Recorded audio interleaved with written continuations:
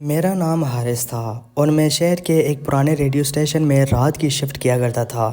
میری آواز لوگوں کے لیے صرف ایک ریڈیو ہوسٹ کی آواز تھی، مگر حقیقت میں خود اندر سے بہت خاموش انسان تھا۔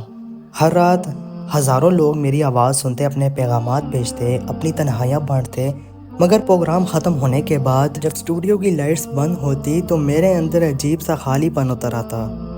ریڈیو اسٹیشن شہر کے نسبتاً سنسان حصے میں تھا، جہاں رات کے بعد سڑکیں ویران ہو جاتی۔ سردیوں کی ایک رات شدید دھند چھائی ہوئی تھی۔ میں اپنا پروگرام ختم کر کے باہر نکلا ہی تھا کہ سامنے بس اسٹاپ کے قریب ایک لڑکی بیٹھی نظر آئی۔ اس نے ہلکے سرمئی رنگ کے چادر اوڑھی ہوئی تھی اور اس کے ہاتھ سردی سے کانپ رہے تھے۔ دھند اتنی گہری تھی کہ اس کا چہرہ پوری طرح صاف نظر نہیں آ رہا تھا۔ میں نے پہلے نظر انداز کیا، مگر جب چند قدم آگے بڑھا تو نہ جانے کیوں دل نے کہا واپس جاؤ۔ میں اس کے قریب گیا اور پوچھا، آپ ٹھیک ہے؟ اس نے آہستہ سے سر اٹھایا۔ اس کی آنکھیں عجیب حد تک تھکی ہوئی تھیں، جیسے کئی راتوں سے سوئی نہ ہو۔ اس نے دھیمی آواز میں کہا، کبھی کبھی انسان ٹھیک ہوتے ہوئے بھی ٹھیک نہیں ہوتا۔ اس ایک جملے نے مجھے خاموش کر دیا۔ اس رات بارش شروع ہو گئی۔ میں نے اسے کہا کہ اگر چاہیں تو میں اسے گھر چھوڑ دوں۔ پہلے تو اس نے انکار کیا، مگر پھر خاموشی سے گاڑی میں بیٹھ گئی۔ راستے بھر وہ کھڑکی سے باہر گرتی بارش کو دیکھتی رہی۔ شہر کی روشنیاں بارش میں دھندلی ہو چکی تھیں اور گاڑی کے اندر عجیب خاموشی تھی۔ کچھ دیر بعد اس نے اپنا نام بتایا کہ میرا نام عائزہ ہے۔ میں نے محسوس کیا کہ اس کی آواز میں عجیب تھکن ہے، جیسے وہ بہت عرصے سے زندگی کا بوجھ اٹھا رہی ہو۔ جب ہم اس کے گھر کے قریب پہنچے تو میں حیران رہ گیا۔ وہ شہر کے پچھلے حصے کی ایک تنگ گلی تھی، جہاں چھوٹے چھوٹے خستہ حال مکان تھے۔ عائزہ گاڑی سے اترنے لگی تو اچانک اسے زور کی کھانسی ہوئی۔ اس کے ہاتھ پر خون کے چند قطرے گر پڑے۔ میں گھبرا گیا اور فوراً اس کی طرف بڑھا، مگر اس نے جلدی سے ہاتھ چھپا لیا۔ اس کی آنکھوں میں خوف تھا، کسی کو مت بتانا۔ اس نے سرخوشی کی، پھر وہ جلدی سے گلی کے اندھیرے میں غائب ہو گئی۔ میں کافی دیر وہیں کھڑا رہا، نہ جانے کیوں دل میں عجیب بے چینی اتر گئی۔ مجھے لگ رہا تھا کہ یہ لڑکی صرف بیمار نہیں، بلکہ کسی ایسے راز کے ساتھ زندہ ہے جو اسے آہستہ آہستہ ختم کر رہا ہے۔ اگلے کئی دن عائزہ میرے ذہن سے نہ نکلی۔ ریڈیو اسٹیشن کے شور، لوگوں کے میسیجز، گانوں اور مصنوعی ہنسی کے درمیان بھی اس کی آنکھیں بار بار میرے سامنے آ جاتی۔ میں خود سے بار بار پوچھتا کہ آخر ایک اجنبی لڑکی کی فکر مجھے اتنی کیوں ہونے لگی ہے۔ شاید اس کی خاموشی میں کوئی ایسا درد تھا جو میرے اندر کے خالی پن سے ملتا جلتا تھا۔ سردیوں کی راتیں اور لمبی ہونے لگی تھی۔ ہر رات پروگرام ختم ہونے کے بعد میں انجانے میں اسی بس اسٹاپ کے قریب گاڑی آہستہ کر دیتا تھا، جیسے دل کو امید ہو کہ وہ دوبارہ دکھائی دے جائے۔ پھر ایک رات تقریباً 12 بجے میں نے اسے واقعی وہاں کھڑا دیکھا۔ دھند آج سے پہلے کبھی اتنی گہری نہیں ہوئی تھی۔ اس نے وہی سرمئی چادر اوڑھی ہوئی تھی اور ہاتھوں میں کچھ فائلیں پکڑی ہوئی تھی۔ میں گاڑی روک کر اس کے قریب گیا۔ اس نے مجھے دیکھا تو چند لمحے خاموش رہی، پھر ہلکی سی مسکراہٹ اس کے ہونٹوں پر آئی۔ آپ پھر آ گئے؟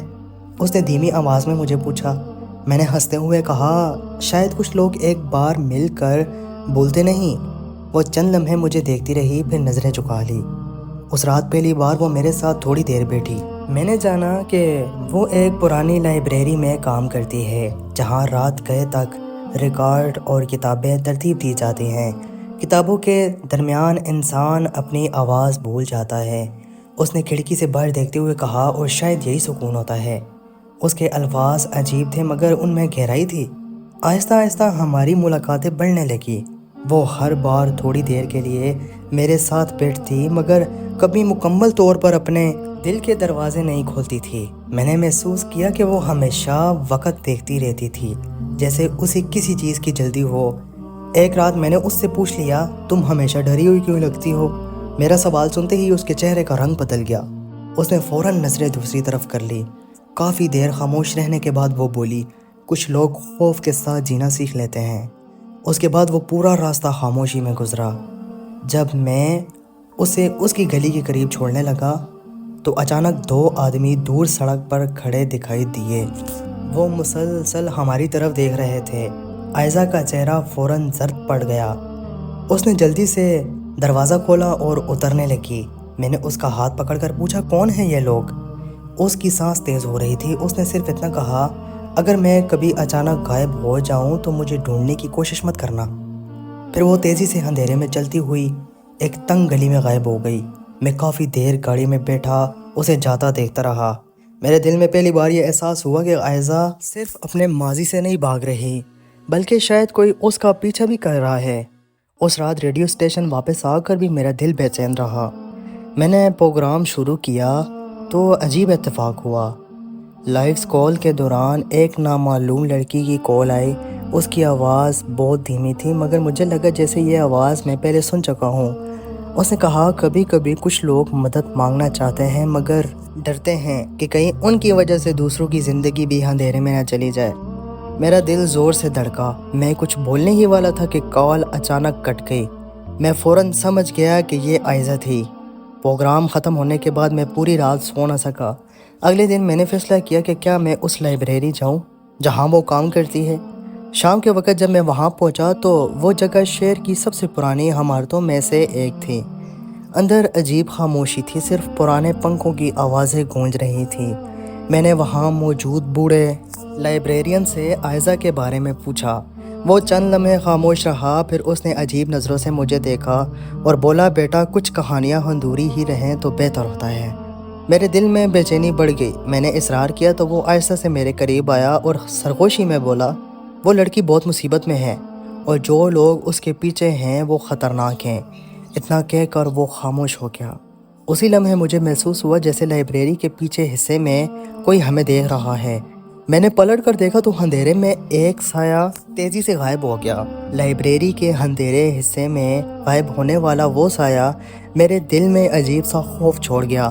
میں فوراً اس طرف بڑھا مگر وہاں پہنچ کر صرف پرانی کتابوں کی الماریاں اور بڑا فرش دکھائی دیا۔ ایسا لگ رہا تھا جیسے ابھی بھی کوئی وہاں سے گزر رہا ہو۔ بوڑھا لائبریرین مسلسل پریشان نظروں سے مجھے دیکھ رہا تھا۔ اس نے دھیمی آواز میں کہا بیٹا تم نہیں جانتے تم کس چیز میں قدم رکھ رہے ہو۔ میں نے اس سے صاف صاف پوچھا کہ آخر عائزہ کے ساتھ کیا مسئلہ ہے مگر وہ خاموش ہو گیا۔ کچھ لمحوں بعد اس نے صرف اتنا کہا وہ لڑکی بری نہیں، بس حالات نے اسے بہت جلد بڑا کر دیا ہے۔ اس کی آواز میں ہمدردی بھی تھی اور خوف بھی۔ میں لائبریری سے باہر نکلا تو شام ڈل چکی تھی۔ سرد ہوا چل رہی تھی اور سڑکیں تقریباً خالی تھی۔ میرے دل میں عجیب سی بے چینی تھی۔ میں بار بار سوچ رہا تھا کہ آخر ایک خاموش سی لڑکی کے پیچھے ایسے کون لوگ ہو سکتے ہیں جن سے ایک بوڑھا آدمی تک ڈر رہا ہو۔ اس رات ریڈیو پروگرام کے دوران میرا دھیان بار بار بھٹکتا رہا۔ لوگ اپنی محبتوں، تنہائیوں اور زندگی کے قصے سناتے رہے مگر میرے ذہن میں صرف عائزہ کی وہ آنکھیں تھیں جو ہر وقت کسی انجانے خوف سے بری رہتی تھی۔ 2 دن تک عائزہ کہیں نظر نہ آئی، نہ بس اسٹاپ پر نہ لائبریری میں۔ میں جتنا خود کو سمجھانے کی کوشش کرتا کہ یہ میرا مسئلہ نہیں، اتنا ہی دل بے چین ہوتا جاتا۔ تیسری رات جب میں پروگرام ختم کر کے باہر نکلا تو بارش ہو رہی تھی۔ سڑک پر نمی کی وجہ سے شہر کی روشنیاں دھندلی لگ رہی تھی۔ میں گاڑی کی طرف بڑھ ہی رہا تھا کہ اچانک کسی نے میرا نام پکارا۔ میں نے مڑ کر دیکھا تو عائزہ سامنے کھڑی تھی۔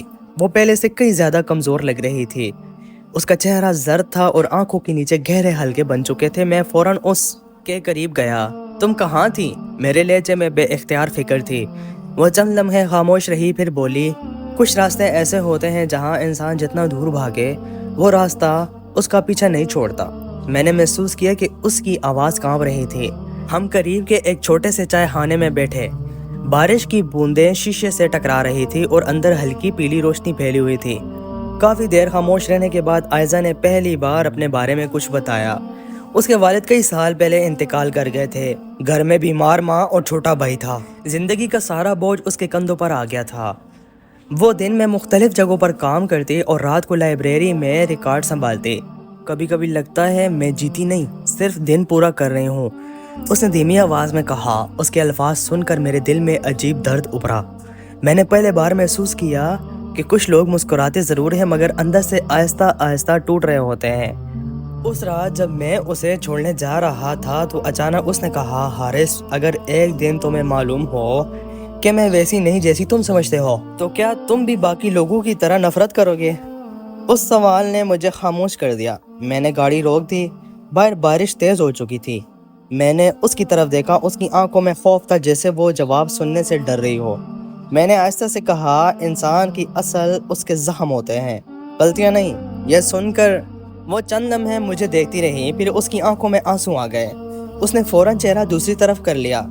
جب ہم اس کی گلی کے قریب پہنچے تو وہ گاڑی سے اترنے لگی، مگر اچانک دور سڑک پر وہی دو آدمی دوبارہ دکھائی دیے۔ اس بار ان کے ساتھ ایک سیاہ گاڑی بھی کھڑی تھی۔ عائزہ کا چہرہ خوف سے سفید پڑ گیا۔ اس نے جلدی سے میرا ہاتھ پکڑا اور سرگوشی کی، اگر تم واقعی اچھے انسان ہو تو آج کے بعد میرے قریب مت آنا۔ میں کچھ سمجھ پاتا اس سے پہلے وہ تیزی سے بارش میں بھاگتی ہوئی گلی کے اندھیرے میں غائب ہو گئی۔ میں ابھی اسی الجھن میں کھڑا تھا کہ اچانک میرے فون پر ایک نامعلوم نمبر سے میسج آیا۔ اس میں صرف ایک جملہ لکھا تھا، عائزہ سے دور رہو ورنہ اگلی بار بارش صرف پانی نہیں برسائے گی۔ اس میسج کو دیکھتے ہی میرے ہاتھ کانپ گئے۔ فون کی اسکرین پر وہ جملہ بار بار آنکھوں کے سامنے آ رہا تھا، جیسے کوئی وارننگ نہیں بلکہ دھمکی ہو۔ عائزہ سے دور رہو۔ میں کافی دیر گاڑی میں بیٹھا بارش کو دیکھتا رہا۔ سڑک خالی تھی، صرف پانی کی بوندیں شیشے پر گرتی جا رہی تھیں، مگر میرے دل کے اندر عجیب سی بے چینی تھی، جیسے اب یہ معاملہ صرف ایک لڑکی کا نہیں رہا تھا بلکہ کسی بہت بڑے راز کا حصہ بن چکا تھا۔ میں نے گاڑی سٹارٹ کی اور سیدھا اپنے ریڈیو اسٹیشن چلا گیا۔ رات کا وقت تھا، اسٹوڈیو میں صرف ہلکی روشنی اور سامان کی آواز تھی۔ میں نے مائک آن کیا، لیکن اس بار میری آواز میں وہ معمول والی شوخی نہیں تھی۔ آج میں خود اپنے سوال سے بھرا ہوا تھا۔ لائیو شو کے دوران میں نے بغیر نام لیے ایک سوال کیا، اگر کوئی شخص سچ بولنے سے ڈرتا ہو اور اس کی خاموشی اس کی زندگی خطرے میں ڈال دے تو اسے کیا کرنا چاہیے؟ کچھ لمحوں تک لائن خاموش رہی، پھر ایک کال آئی۔ ایک بھاری مگر ٹوٹی ہوئی آواز سنائی دی۔ کبھی کبھی خاموشی بچاتی نہیں، مار دیتی ہے۔ اور پھر کال کٹ گئی۔ میرے جسم میں جھرجھری دوڑ گئی۔ مجھے یقین ہو گیا تھا کہ کوئی نہ کوئی ضرور عائزہ کے قریب ہے، جو ہر چیز پر نظر رکھے ہوئے ہے۔ اگلے دن میں نے فیصلہ کیا کہ کیا میں اس معاملے کو چھوڑ نہیں سکتا۔ میں سیدھا لائبریری گیا، مگر وہ بند تھی۔ باہر ایک نوٹس لگا تھا کہ عارضی طور پر بند ہے۔ میں نے آس پاس کے لوگوں سے پوچھا تو کسی نے بھی سیدھا جواب نہیں دیا۔ سب کی آنکھوں میں ایک عجیب سا خوف تھا، جیسے وہ کسی نام کا ذکر بھی نہیں کرنا چاہتے۔ اسی دوران مجھے محسوس ہوا کہ کوئی میرا پیچھا کر رہا ہے۔ میں نے مڑ کر دیکھا تو ایک سیاہ گاڑی تھوڑی دور کھڑی تھی۔ جیسے ہی میں نے غور کیا، اسے دیکھا، وہ فوراً آگے بڑھ گئی۔ میرے دل میں اب شک نہیں رہا تھا۔ یہ صرف اتفاق نہیں تھا۔ میں سیدھا عائزہ کے گھر کی طرف گیا۔ وہیں تنگ گلی، وہی پرانے مکان، مگر اس بار ماحول پہلے سے زیادہ بھاری تھا۔ دروازہ آدھا کھلا ہوا تھا۔ میں نے آہستہ سے اندر جھانکا تو اندر خاموشی تھی۔ فرش پر کچھ سامان بکھرا ہوا تھا، جیسے کسی نے جلدی میں گھر چھوڑا ہو۔ میں نے آواز دی، عائزہ؟ کوئی جواب نہیں آیا، بس ایک ہلکی سی ہوا اندر سے گزری جس نے مجھے اور بے چین کر دیا۔ اسی لمحے ایک پڑوسی عورت باہر نکلی، اس کے چہرے پر پریشانی تھی۔ میں نے اس سے عائزہ کے بارے میں پوچھا تو وہ کچھ دیر خاموش رہی، پھر آہستہ سے بولی، بیٹا وہ لڑکی کل رات یہاں سے جا چکی ہے، اور جو لوگ اس کے پیچھے تھے وہ اچھے لوگ نہیں تھے۔ میں نے فوراً پوچھا، کہاں گئی ہے؟ مگر اس نے صرف اتنا کہا، کبھی کبھی حفاظت کے لیے انسان کو اپنا وجود ہی چھپانا پڑتا ہے، اور پھر وہ اندر چلی گئی۔ میں وہیں کھڑا رہا، میرے ذہن میں ہزار سوال آ چکے تھے۔ عائزہ کہاں گئی؟ کون لوگ اس کے پیچھے ہیں؟ اور وہ مجھے دور کیوں کر رہی تھی؟ اسی رات میرے ریڈیو اسٹوڈیو کے باہر ایک لفافہ رکھا ملا۔ اس میں کوئی نام نہیں تھا۔ میں نے اسے کھولا تو اندر ایک تصویر تھی، وہی دو آدمی اور ان کے ساتھ عائزہ، مگر اس بار تصویر میں عائزہ رو رہی تھی اور اس کے ہاتھ بندھے ہوئے تھے۔ میرے ہاتھ سے تصویر گر گئی۔ ساتھ ایک کاغذ پر لکھا تھا، اگر تم واقعی اسے بچانا چاہتے ہو تو کل رات 2 بجے شہر کے پرانے گودام آ جانا۔ میں کافی دیر وہاں بیٹھا رہا۔ باہر بارش پھر شروع ہو چکی تھی، مگر اس بار بارش مجھے صرف پانی نہیں لگ رہی تھی، یہ جیسے کسی آنے والے سچ کی تیاری ہو رہی تھی۔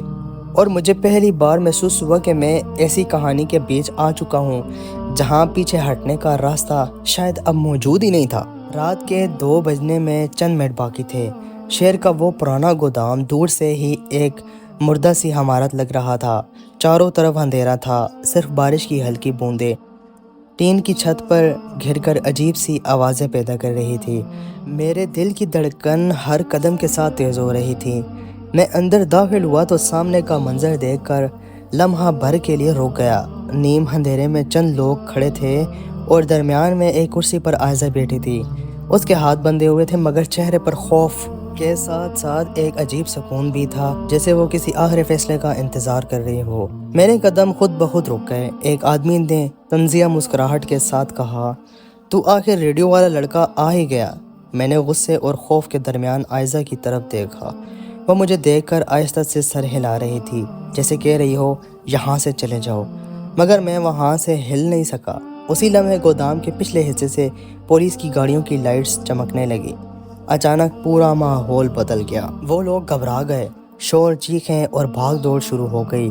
چند ہی لمحوں میں پولیس اندر آ گئی۔ میں وہیں کھڑا عائزہ کو دیکھتا رہا۔ وہ آہستہ آہستہ رسیوں سے آزاد کی جا رہی تھی۔ جب سب کچھ خاموش ہوا، عائزہ میرے سامنے کھڑی تھی۔ اس کی آنکھوں میں آنسو تھے مگر اس بار خوف کے نہیں تھے، وہ نجات کے تھے۔ اس نے دھیمی آواز میں کہا، میں نے تمہیں اس لیے دور کیا تھا کیونکہ میں نہیں چاہتی تھی کہ تم بھی اس اندھیرے میں پھنس جاؤ۔ میں کچھ دیر خاموش رہا، پھر آہستہ سے بولا، اندھیروں سے بھاگا نہیں جاتا عائزہ، ان کا سامنا کیا جاتا ہے۔ وہ میری طرف دیکھتی رہی جیسے پہلی بار کسی نے اس کے دل کی بات کو سمجھا ہو۔ پولیس نے ان لوگوں کو گرفتار کر لیا تھا۔ وہ ایک غیر قانونی نیٹ ورک کا حصہ تھے جو کمزور لوگوں کو بلیک میل کر کے استعمال کرتے تھے۔ عائزہ اس سب میں پھنس چکی تھی مگر اس نے ہمت نہیں ہاری تھی۔ اس نے خاموش رہ کر بھی سچ کا راستہ چنا تھا۔ بارش اب بھی ہو رہی تھی مگر اس بار وہ خوفناک نہیں لگ رہی تھی۔ میں اور عائزہ گودام کے باہر کھڑے تھے۔ اس نے آسمان کی طرف دیکھا اور آہستہ سے کہا، مجھے لگا تھا میری زندگی ختم ہو گئی ہے۔ میں نے جواب دیا، کچھ کہانیاں ختم نہیں ہوتی، وہ بس بدل جاتی ہیں۔ اس کے بعد وقت گزر گیا۔ عائزہ نے اپنی زندگی دوبارہ شروع کی اور میں نے بھی اپنے ریڈیو پروگرام کو ایک نیا رخ دیا۔ اب میری آواز صرف تفریح نہیں تھی بلکہ ان لوگوں کی کہانی بھی تھی جو خاموشی میں ٹوٹ جاتے ہیں مگر ہار نہیں مانتے۔ میں اکثر اپنے پروگرام کے آخر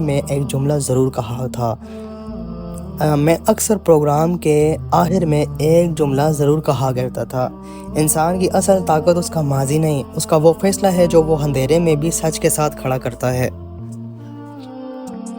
دوستوں، اس طرح کی مزید سچی کہانیاں سننے کے لیے ہمارے چینل کو ضرور سبسکرائب کریں اور ساتھ میں دیے گئے بیل پر کلک کریں۔